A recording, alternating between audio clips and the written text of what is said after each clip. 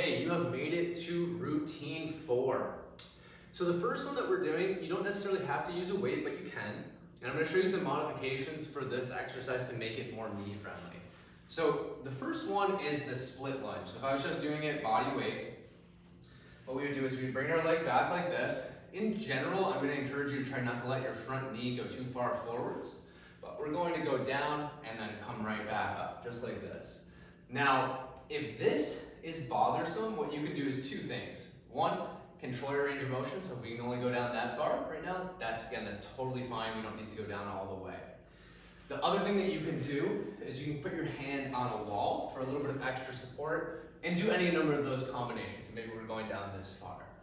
If you find that this bothers your knee, what we'll do instead is still keep your hand by the wall, and what we can do is we can lean forward a little bit more when we do this exercise, okay?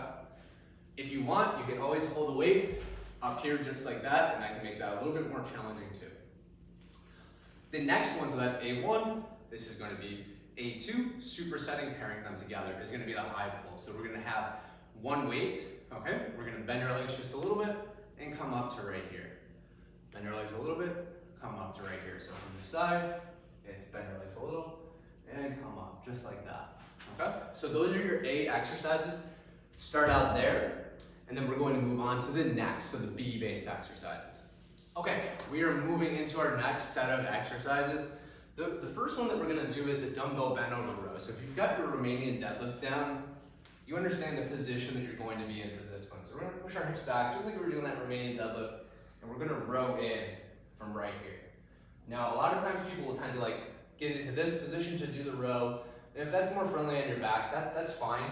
But we want to try to be right here to get a good full range of motion for this exercise. So from the front, right here, just like this. Okay? That is the bent over row. The next one might be challenging on balance. It's going to be a single leg deadlift. So a couple things that we can do for this. One is we can just put our foot back just a little bit and only use it for a little bit of support as we lean forward just like this. Okay? So this is more about balance than anything else. If you want to make it more challenging, you can lift that foot up and just try to do that on one leg. If you have to reset and put your foot down, again, totally fine. You can also have your hand on a wall for a little bit of support, okay? So it's going to be those two exercises. Go ahead, pair them together, take a break, and then we'll wrap up with the last few things. All right, the next exercise is going to be just by itself. We're going to be standing. What we're going to do is an Arnold press. So for the Arnold press, we're going to start with our palms facing this way, okay? And as we press up, we're going to rotate out the other way. So down, rotate up, and press right out, okay? So that's the Arnold press from this side. Keep our core nice and tight, glutes are tight too, and press up just like this. And then we'll move on to our last exercise, which will also be by itself, but again, make sure you do all of your sets here. Okay. Last exercise is going to be a crunch. Now, a lot of people do the crunch where they're just going up like this with their neck. What we want to do is we actually want to go up more with our upper back. So we're coming up just like this. We're not hyperextending at our neck. This one, if you do have any low back pain, it might be a good one to avoid if flexion bothers you.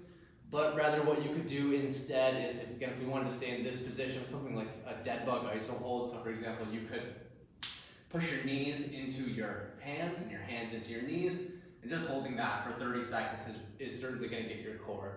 But for the crunch, legs slightly bent, try to come up with our upper back, and we're not cranking up with our neck. Get all the prescribed number of reps, rest for about 60 seconds, and repeat the number of sets that you decided to do today. And you did routine 4.